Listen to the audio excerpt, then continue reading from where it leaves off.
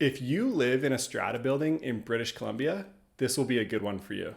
We'll be talking about the electrical planning report. And if you're curious about the money side of things, you're in the right spot. You may be wondering, well, how much does this report cost? How do we pay for it?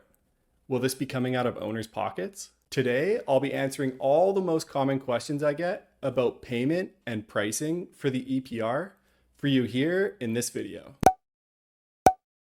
Before we jump in, if you're in need of a quote for an electrical planning report for your building, feel free to give me a shout and I'd be happy to send over some budget pricing and give you some advice on what to look out for. Also, if you haven't seen my first video on what an electrical planning report is, that may be a good place to start. All right, let's do it. First off, how do you pay for the EPR? Well, the EPR can be paid for by the strata through the contingency fund or the operating fund. And who creates the EPR? Well, when the EPR requirements were released earlier this year, in the beginning, it seemed like mostly electricians were creating these reports. Then something changed. Now, I'm not sure if this is fact, but this is what I feel like happened. These reports aren't that cheap, and I think in the early days, a lot of electricians saw an opportunity. Because this report was still brand new, I believe the standard of quality may not have been established yet, and there may have been some subpar EPR reports sent out to stratas. Since then, the regulations tightened up a little bit, and now specific professionals are needed to create the report. Now, for the majority of buildings, it needs to be created by an electrical engineer, but it can also be done by an applied science technologist. To be honest, I haven't seen any reports done by an applied science technologist. I usually just use an electrical engineer to get these done. I also remember reading somewhere that for smaller buildings, you can just use a journey person electrician. I believe this was for buildings with 20 units or less. Here's a pro tip. Electrical engineers are expensive and it just needs to be stamped by an electrical engineer. Electricians know what they're doing.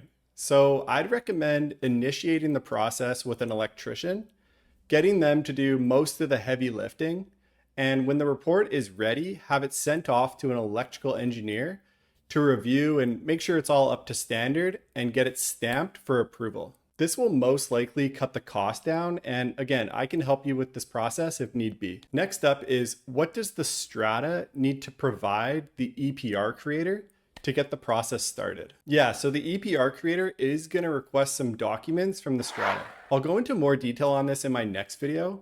But basically, they're going to ask for the strata plan showing the number of units in the building, any bills you have from BC Hydro, ideally up to the last 12 months, and also something called the electric operating permit logbook. Really, any information you can provide them about anything in the building that uses electricity is going to be helpful. This might include the ventilation system, the elevators, if you have any EV chargers currently.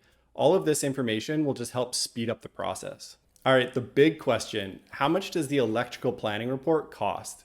The biggest factor to determine the cost is the size of the building. The bigger the building, the more expensive it's going to cost. In the early days when electricians were still creating the report alone, it was a lot less expensive. Most EPRs I'd see were usually floating around $5,000, but now since electrical engineers are involved, the prices have increased and I've seen a handful of reports floating around $15,000. I'd say it'd be safe to budget for $10,000, but if you give me a shout, I can help you get a rough idea before you reach out to an electrician or an engineer to start the process. One other thing, I feel like the more time that passes, the more expensive these reports are going to be. As we get closer to that December 31st, 2026 deadline, more and more stratas are going to start scrambling to get this thing done. This will start putting more pressure on the EPR creators, and in return, they might start raising the prices. So it may be wise to get the report done sooner than later. As always, if I can help in any way, feel free to give me a shout. And if you want to keep following the journey, please subscribe to the channel for more. Thanks so much for checking in, and I'll catch you on the next one. Cheers.